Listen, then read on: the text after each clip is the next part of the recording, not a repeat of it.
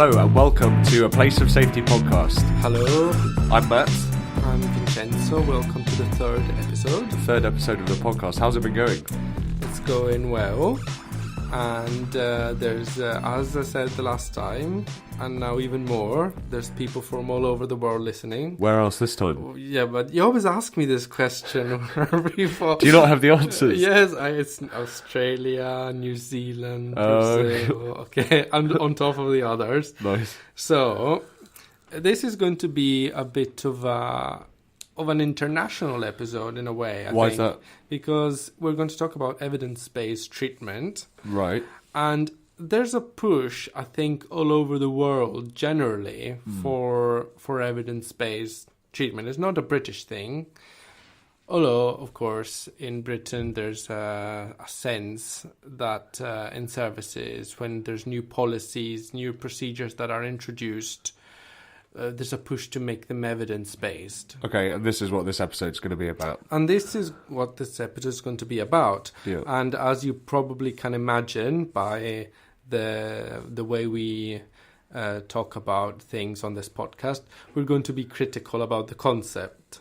Sure. Not about the concept of evidence, but about the way evidence-based treatment is interpreted in the system in different services. And so So let's just start from the beginning. What do you think? What does that mean? Evidence-based practice. So, in Britain in 1997, the so-called NICE guidelines were introduced by the then New Labour government. And NICE stands for the National Institute of Care and Excellence, which seems straight out of 1984. And it's kind of the idea is that it wants to make sure that services in the NHS especially, that there's an attempt and a drive to do things that work, that are based on evidence. To push up standards. Yeah, of course. Yeah. And so, as we said in the last episode, when we introduced our concept, people and explained what the concept is about. We thought, well, people might think at this stage, how can you disagree with evidence-based practice? How can you have an issue with that? So in this episode, we're going to try and explain just that. So maybe just make it clear to me what evidence-based practice means to a layperson. Okay, let's say that there's different ways of measuring evidence that we can't get into, obviously, in this podcast. But they will generally try to find treatments that have proven to be effective to treat whatever disorder. So they'll say, well, if you are dealing with patients that have that disorder, you need to apply this treatment because this treatment has proven to be effective in other circumstances, whereas another treatment maybe has not proven to be as effective, so we shouldn't use that. You should use the effective one. Okay? So what's the problem with that? So there's two problems with that I think we can identify. One of the issues is that evidence is considered in a very, let's say, not in a very systematic way. So when there's evidence that supports the current structure of services and the current way of working, then it's highlighted and well advertised, and staff members are made aware that this is the evidence and this is why we're doing this, and this is why we can't do things differently because the evidence shows this. Sure. And then when there's aspects of the systems functioning that are not backed up by research, for example, as we discussed the last time, the risk management process doesn't really have an evidence for being effective in preventing tragedies or problems, it becomes irrelevant whether there's evidence or not. Of course, because as we said last time, if you didn't have the risk management culture, you would need to restructure services completely. So that becomes complicated, and in some way, the fact that there's no evidence becomes less relevant. But this is one issue, the fact that there's kind of an ambiguous relation with evidence. So evidence that is convenient is considered, evidence that seems would challenge the current structure of services is ignored. And can you think of any particular examples of evidence that is ignored? I just said, or for example, in risk management, the evidence is ignored in terms of alternatives to hospital admission. That's ignored. Sure. Or the effectiveness of keeping people for years on a ward, or compared to the alternatives. Then I don't know. You could find many examples. Now, off the top of my head, I would have to think about them. But I just gave you two examples, and that's one of the issues. So there isn't a culture of saying, which I think should be what science is about, of saying, look, it doesn't matter what your level of knowledge of authority is. If you find evidence that something is correct, or something is that something is valid from a scientific standpoint, and that what we're doing is not valid from a scientific standpoint, then that is a very strong argument for going down another route. But this doesn't happen because of the structure of services, which is, there's those at the very, very top that decide what the best practice is. And you can't, as a worker, say, I disagree with this. I think there's evidence for doing things differently, so we can't keep doing this. That becomes very complicated. Nobody asks you. You're just told. But if there is evidence of other ways of working that are better and have better outcomes for clients and service users, how have we got to a point where it's being ignored?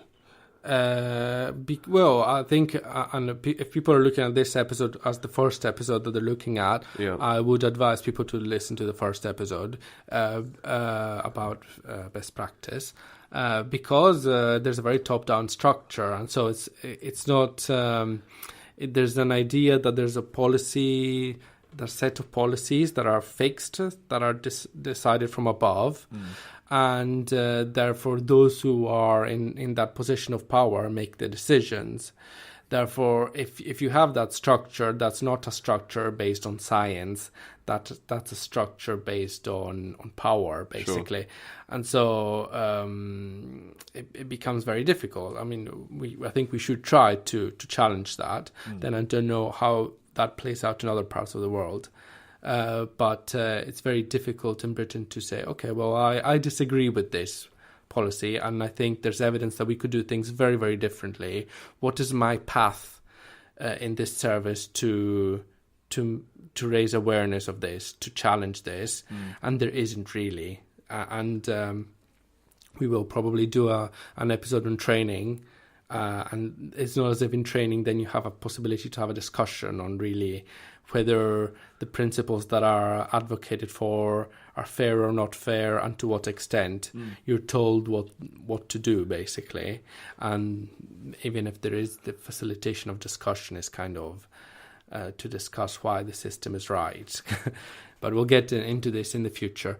What I think, though, is another issue, and I think this is an incredibly relevant one, is that there's an underestimation of the importance of what evidence is actually measuring.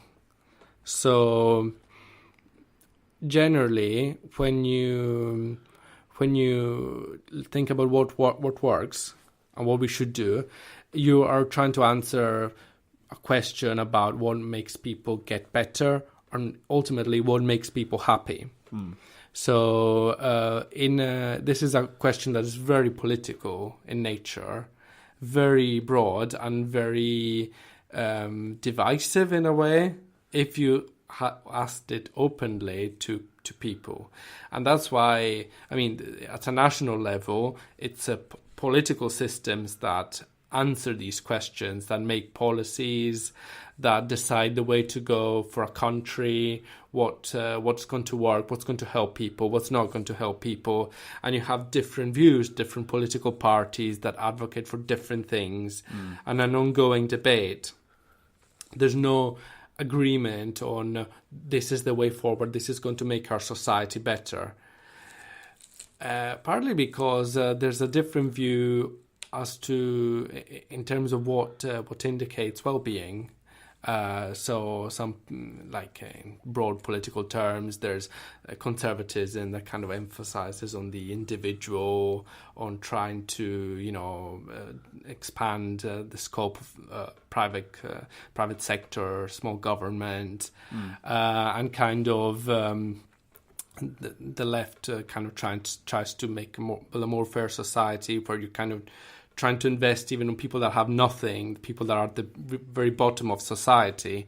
So there's some people, then there's a range of view, let's say, but there's people that think that, like, if you're poor, maybe it's because you didn't work hard enough, or if only you had, you had done what other people had done, you would become rich. Sure. Or there's the idea that if becoming rich is an objective for some people, so that's going to make you really happy. Yeah. Or finding, having a family for some people is really a sign of happiness. For some people, it's not. How does this link back in? So when you have somebody who's in crisis or struggling and you want to help this person, you need to find a way forward to make this person better. And the different views about what being happier means, what getting better means, are going to inevitably have an impact on the way you treat this person and the way you measure success. And this is where our discussion on evidence-based treatment comes in. Sure. Because if I say, this person got this type of problem gets better with this treatment, so this is the treatment we need to do, and we're not going to do other treatments for everyone. Yeah. Then you're saying that the indicators of success that this treatment has chosen are the right ones. So to make a more practical example, right? Generally, in our systems, what is considered a success in treatment is symptoms that vanish.